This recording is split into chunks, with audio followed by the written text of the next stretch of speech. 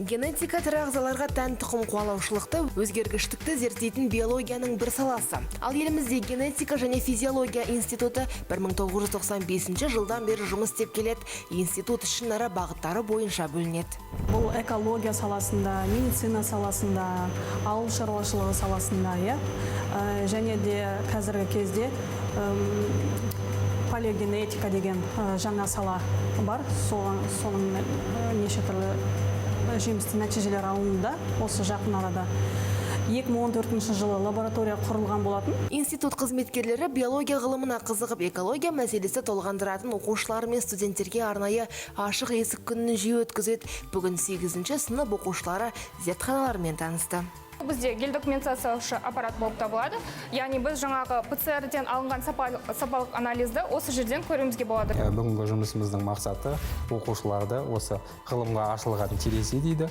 Оқушыларды осы жерге алып келіп, әрбір зертхананың жұмыстарымен таныстырып, онда қандай жұмыстар жасалады және балаларға қызықты болатын сұрақтарына жауаптар алу мақсатында алып келдік.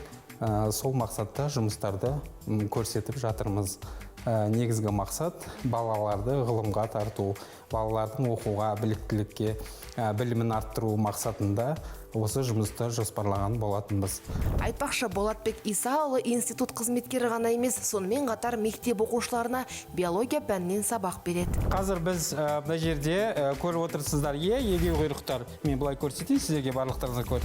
Осы егеу құйрықтарға тәжірибе жасайтын боламыз. Мына жерде бірнеше әдістер бар.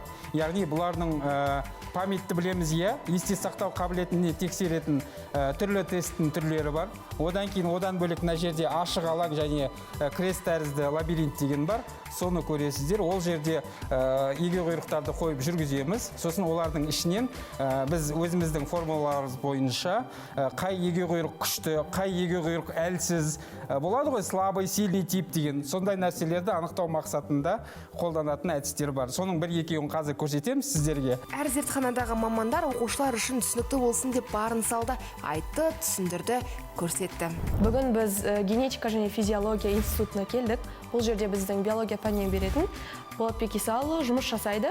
Біз өзіміз мектепте өтіп жүрген биология пәнінен хромосома, көп нәрселерді өзіміздің көзімізбен көрдік, микроскоп арқылы. Өзіміз жеп жүрген жеміс-жидектер не үшін шірейтінін білдік. Егеу құйрықтармен эксперимент жасадық. Бүгінгі күн өте қызық болды біз үшін. Шарадан қанаттанып шыққан оқушылар биология пәнін енді кіл бестікке оқимыз дейді.